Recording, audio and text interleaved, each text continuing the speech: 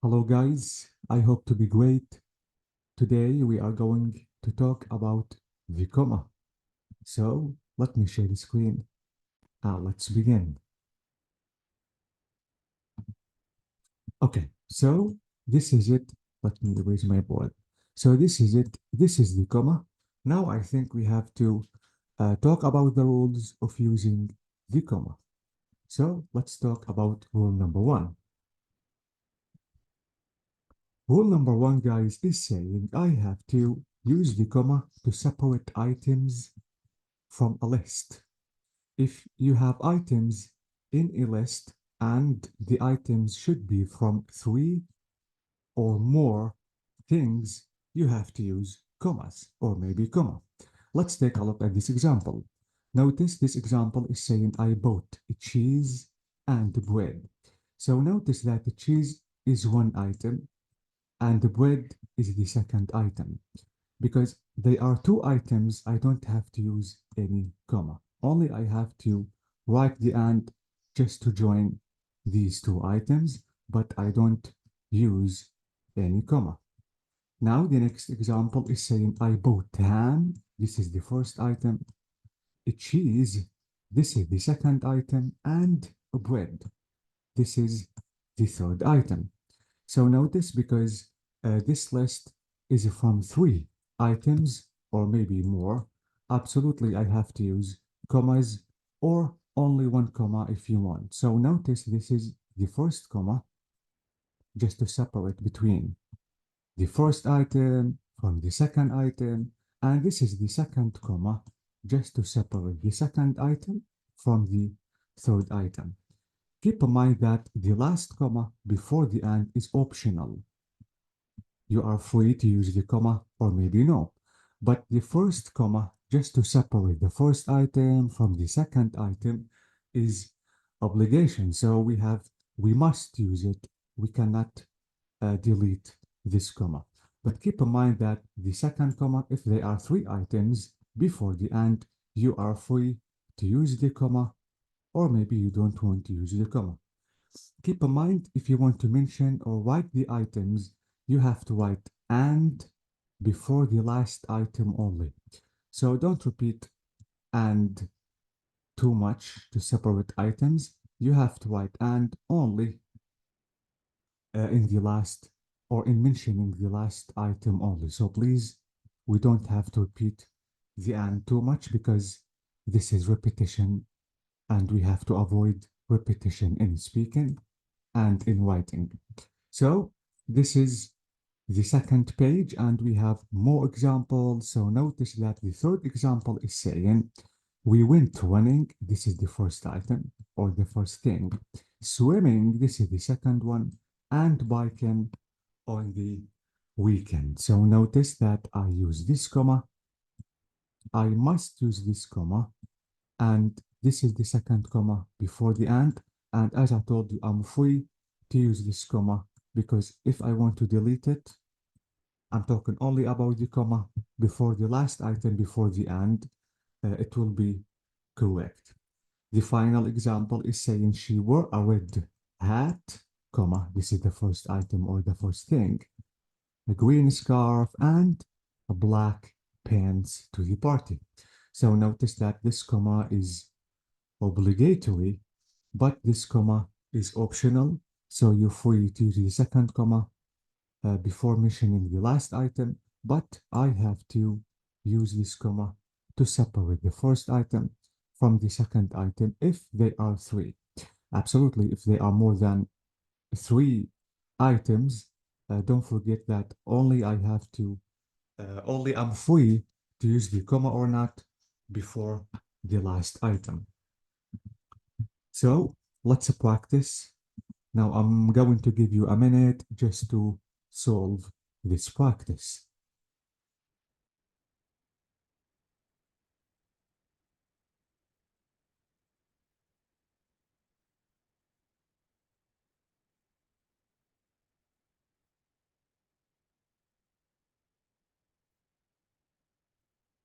Okay, so we noticed that in the first example, we drank water. This is the first example item.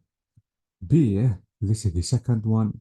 And coffee at the dinner with our friends. So notice that I use this comma just to separate these two items, and I use the comma just to separate these two items. And as I told you, this is optional. The second one, we went swimming. This is the first one. Rode a bike. This is the second one. And play tennis at the sports camp. So this is optional. This is obligatory. The final one, the man was handsome. This is the first thing. Tall. This is the second characteristic, and strong. So this is optional, as I told you. So this is rule number one in using the comma. Now let's talk about rule number two. Rule number two is saying I have to use the comma to separate the independent clauses. Keep in mind that we have two kinds of clauses. We have independent clause and dependent clause. Please watch the video of clauses and sentences just to understand the meaning of dependent clause and independent clause. So we have to use the comma to separate the independent clauses. And absolutely, these clauses, I have to join them using one of the conjunctions. Now, the conjunctions that I have to use in joining the independent clauses are and, this is and for a, this is if for, this is in for nor, this is b for but, this is o for or, y for yet, and s for so. So these are called conjunctions, and I have to use these conjunctions just to join the independent clauses only. I cannot use them to join the dependent clauses. Please, again, watch the video about clauses and sentences just to fully understand the meaning of dependent clause and independent clause. Okay, now be careful because you have to use a comma before the conjunctions. Before these conjunctions, let me now try to write all of them in one word, which is fanboys. So please be careful because the comma should be written before these conjunctions. So this is rule number two, and absolutely we have some examples. So notice this example. This example is saying, I want to quit my job. So this is the first independent clause. Notice that I have the subject, the verb, and the rest of the sentence or the object. This is it. This is the subject. This is the verb. And this is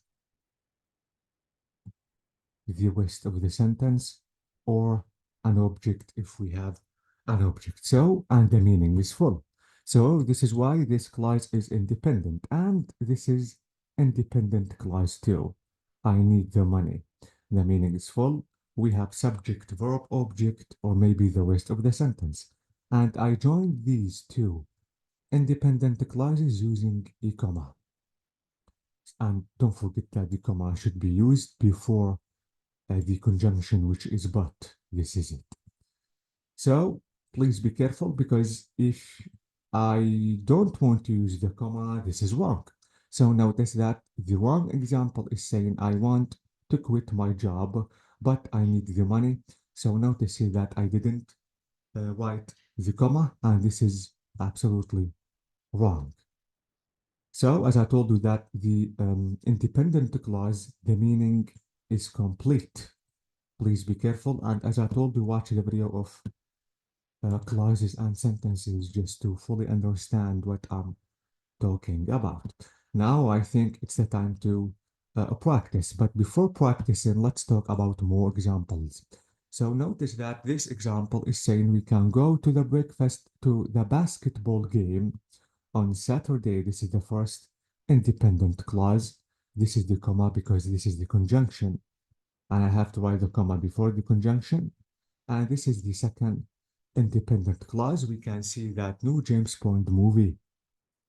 The next example is saying I'm really tired today, so I'm not going to I'm not going to go to the party tonight. So notice that this is the first independent clause. This is the second independent clause. This is the conjunction, and I use the comma before the conjunction. The third example is saying the weather was cold, yet we had a great time. So this is the independent clause. This is the independent clause. This is the conjunction. Absolutely, the comma should be written before the conjunction. Now I think we have to practice. So I'm going to give you 1 minute just to put the commas in their correct places.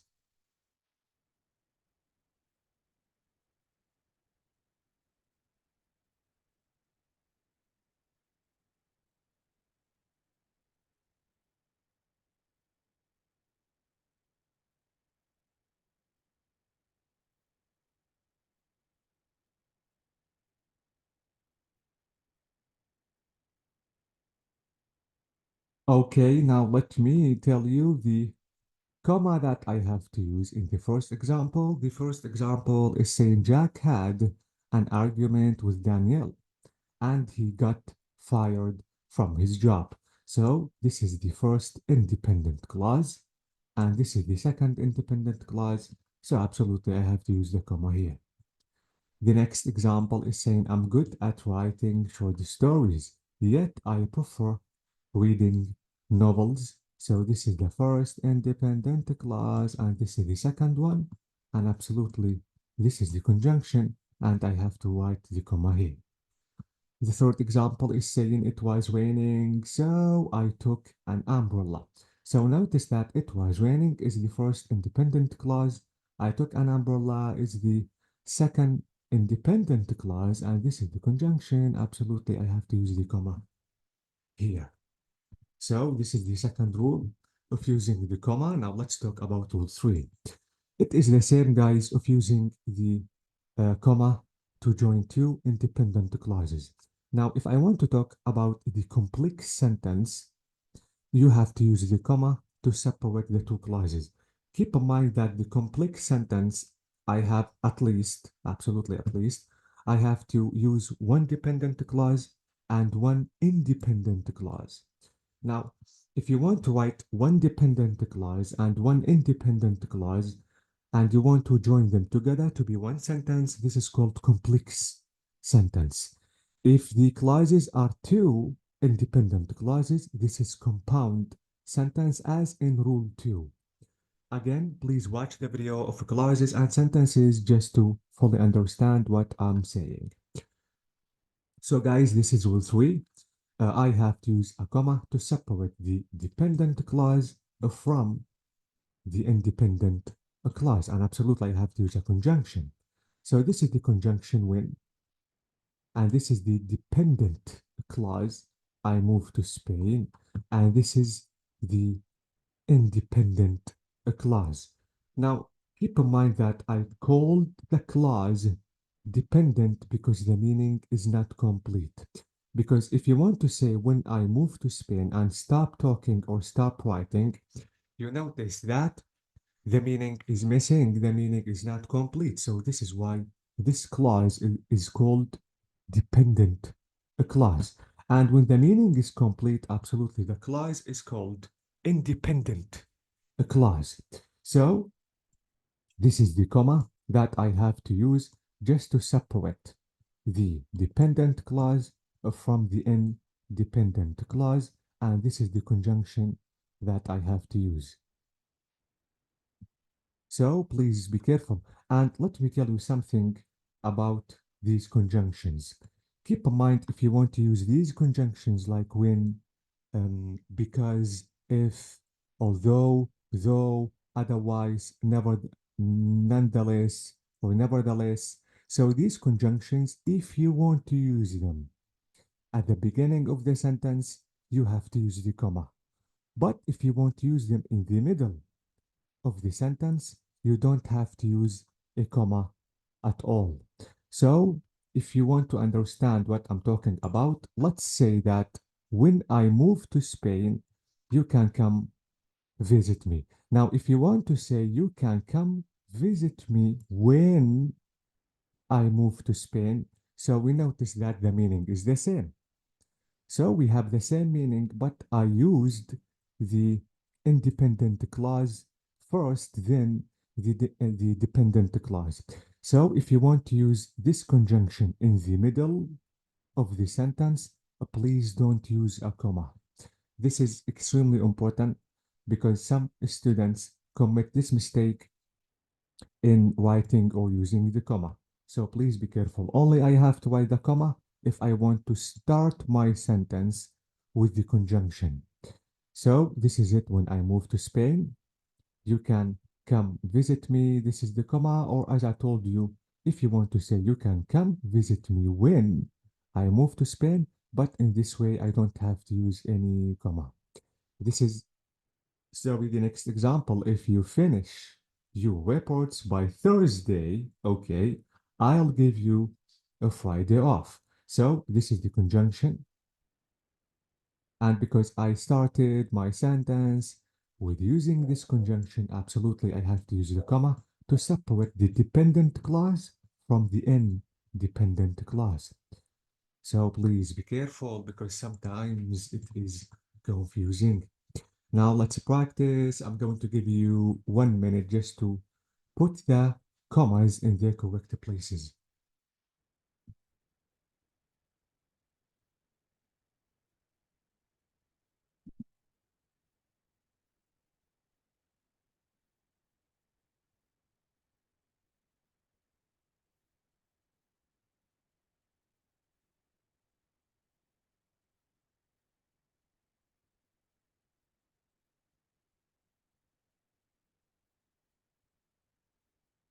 Okay, now the first example is saying because he's only 17.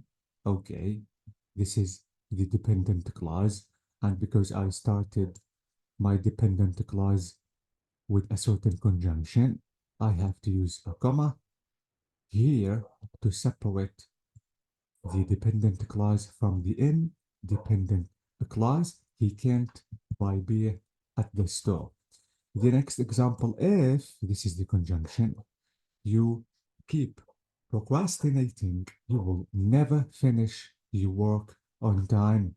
So this is the dependent clause, and absolutely this is the independent clause, and I have to separate them using a comma. The third example is saying, when I grow up, I want to be a doctor. So this is the dependent clause.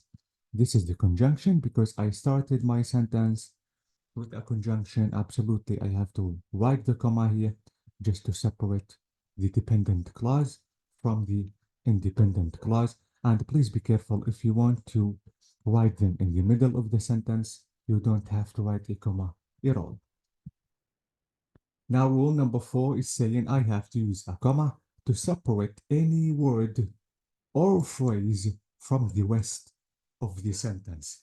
And this information you want to add isn't essential to the meaning of the sentence. I mean, if you want to delete this information, the sentence is still complete and the meaning is complete too.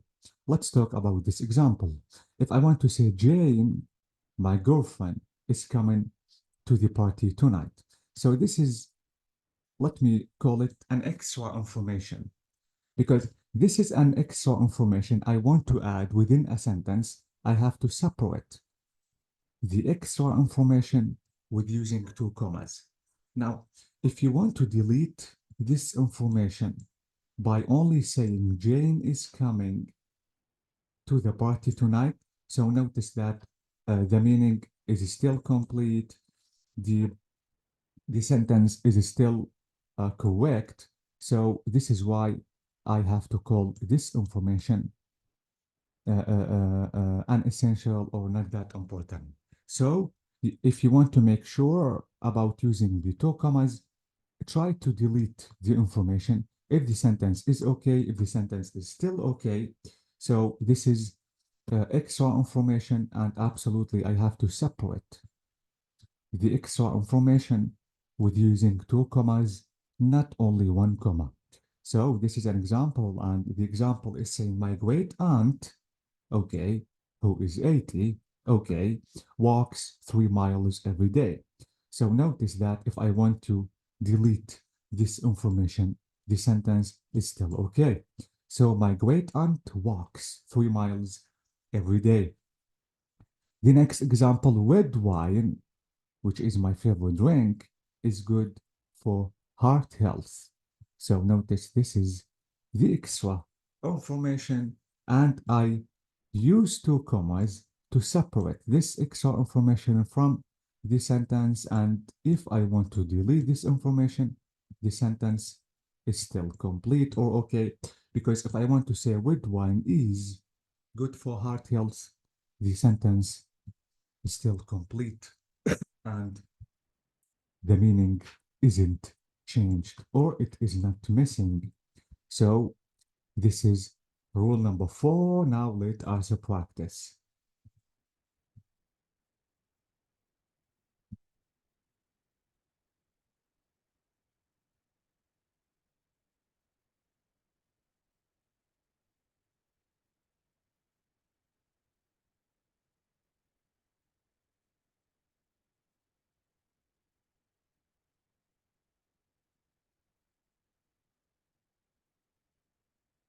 Okay, now the first sentence is saying Dr. Jones, my family doctor, only works on Tuesdays at her clinic.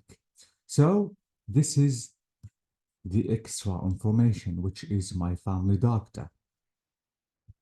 So if I want to say Dr. Jones only works on Tuesdays at her clinic, we notice that the sentence is still complete and the meaning isn't changed or maybe missing.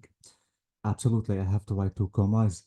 The next example, fresh food items, okay, especially fruits and vegetables, comma, are good to eat on a daily basis. So if you want to delete this information, we notice that the sentence is still okay and the meaning is complete too. So fresh food items are good to eat on a daily basis. So we notice that the meaning still okay. So this is why I have to write a comma here and a comma here to separate the extra information from the rest of the sentence. Now let's talk about rule number 5. Rule number 5 is really important, which is talking I have to use a comma to separate quotation or quotations from the rest of the sentence. Let's take a look at this example. So notice that I am exhausted, he said. So please watch the video about the using of quotation marks just to fully understand the quotation marks, because you need to understand the using of the comma in using the quotation marks. So notice that or I am exhausted, he said. This is what he said exactly. And these are the two inverted commas or the quotation marks. Keep in mind that if you want to mention the person who said the information, who exactly said the information at the end of the sentence, the comma should be written within the two inverted commas. But if you want to start your sentence by mentioning the person who said the information, like Jack's boss yelled, get back to work. So notice that here I started mentioning the person who said the information, but in the first example, I wrote the person, or yes, at the end of the sentence, not in the beginning. So keep in mind that if you want to mention the person who said the information at the beginning of the sentence, the comma should be out the quotation marks. So please be careful because sometimes it is a little confusing. So again, if you want to finish your sentence by mentioning the person who exactly said this information, the comma should be within the two inverted commas or the quotation marks. But if you want to start your sentence by mentioning the person who said the information, please the comma should be out the quotation marks or the two inverted commas. Now, if you want to mention the person who said the information in the middle of the sentence, you have to be careful because the example is saying, when you leave the room, my mother said or yelled, turn off the lights. So this is what my mom said first when you leave the room. And this is the second information that what my mom said. And I mentioned the person who said the information in the middle. Now, if you want to mention the person who said the information in the middle of the sentence, please be careful because you have to write two commas. But be careful about the using of the two commas because notice that this is what my mom said in the beginning. The first comma is within the first two inverted commas. This is quotation mark. And the second comma is out the two converted commas or the quotation marks. So please be careful because notice that if I want to mention the person who said the information, the first comma should be within the first two inverted commas or the first quotation marks, and the second comma should be out. Okay. Now be careful, guys, about using the question mark and the exclamation mark. If you want to use the question mark or exclamation mark in the quotation marks, you don't have to use any comma or any full stop at all. Let's take a look at this example. Notice this example is saying, where are you? He asked. So notice that this is a question. And first of all, I have to write the quotation mark, the exclamation mark within the two inverted commas, the quotation marks. And because I used a question mark, keep in mind that I don't have to use any comma at all, and even a full stop. So notice this is the wrong example. Where are you? Question mark, comma, then the two inverted commas or the quotation mark. He said, this is wrong. Please, in using the question marks, exclamation marks, you don't have to use any commas or any full stops. Because notice in this example, when I finished my sentence, I have to write a full stop. But because I used an exclamation mark, I didn't use any full stop at all. So please be careful because this is extremely important. Now I'm going to give you 1 minute just to tell me about the places, the correct places of the commas that I have to use in these two examples.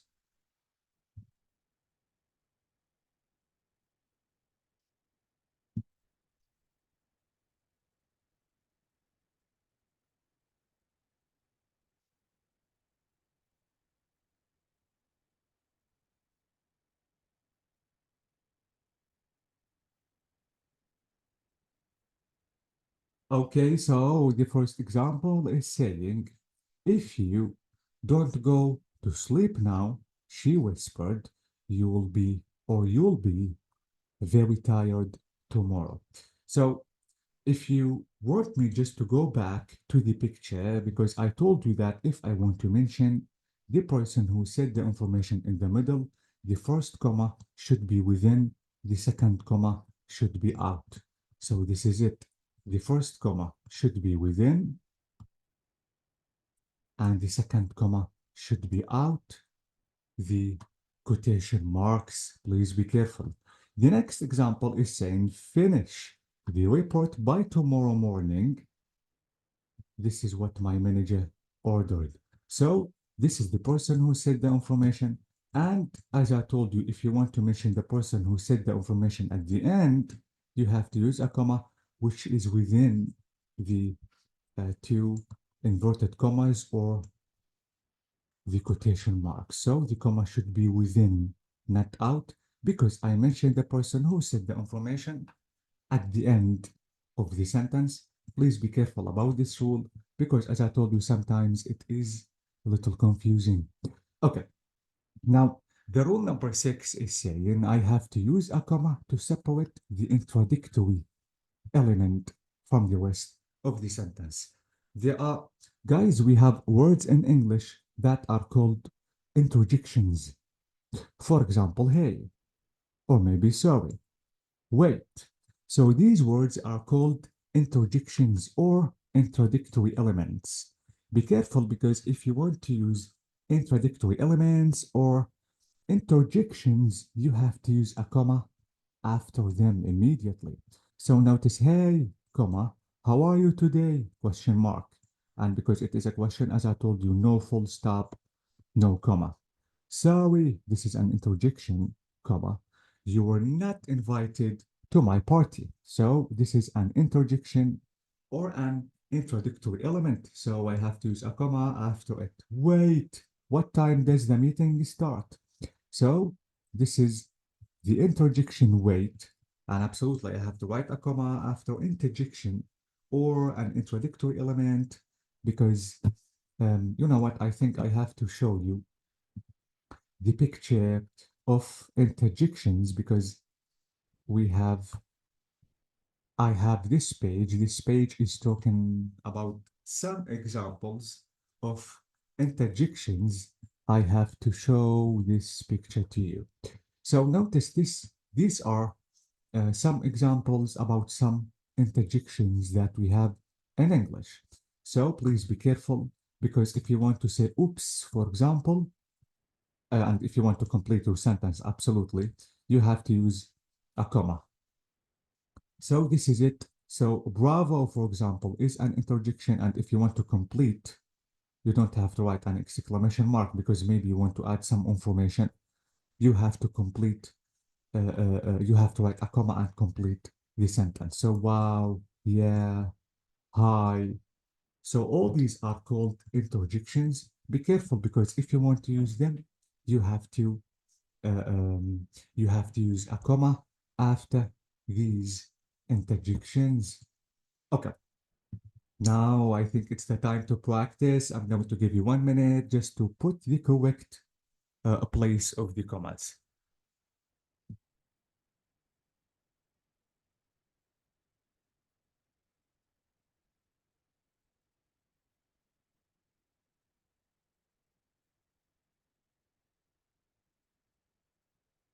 Okay, now the first example is saying, unfortunately, absolutely, this is an interjection or an introductory element. I have to use a comma. I didn't finish my work on time.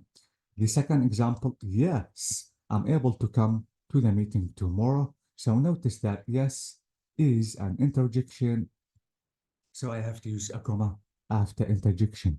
Oh, I'm not sure I can make it on Tuesday. So because oh is an interjection, absolutely I have to use a comma. So please be careful. Okay, now let's talk about rule number 7. Rule number 7 of using the comma is saying I have to use a comma to separate the name of cities from countries or maybe states. Let's take a look at this example. This example is saying I lived in Madrid. Madrid is in Spain for nearly a decade. So notice that Madrid is a city and Spain is a country.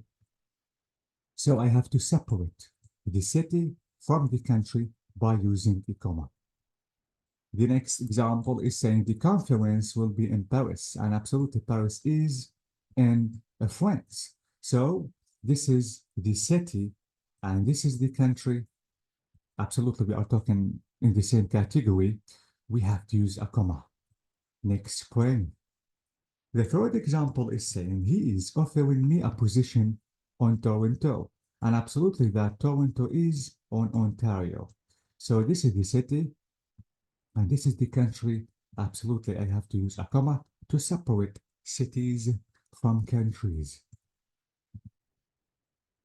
Okay, now let's talk about the last rule of using the comma. Now the last rule is saying I have to use a comma to separate the day from the week, from the month, from the year. So the day of the week, the day of the month, and the, if you want to mention years. Let's take a look at this example. So this example is saying today is Wednesday. So this is the day, which is Wednesday. the 11th of March, or March the 11th. So this is the month and this is the number of the day. So I want to separate the month from a day by using a comma. Now I want to mention the year. It is 2020. So I have to write a comma to separate the year from the month from the day, the week from the day, if you want to mention a week or something like that. So the next example is saying Lauren was born on Sunday, the 16th of June, or June the 16th, 1985. So this is the day, this is the month, and I used a comma to separate the month from the day, and I used another comma just to separate the year from the month. Absolutely, if you don't want to mention a year, you have to write here full stop. The final example is saying, please join us on Saturday. This is the day. Okay, this is the first comma because I want to separate it from this month. The 4th of April, or April the 4th, comma, because I want to mention a year. 2020, and another comma because I haven't finished yet. For the wedding of the Siwa and Jennifer. So be careful because sometimes it is a little confusing. Let's practice. Now, what do you think about the correct places of commas?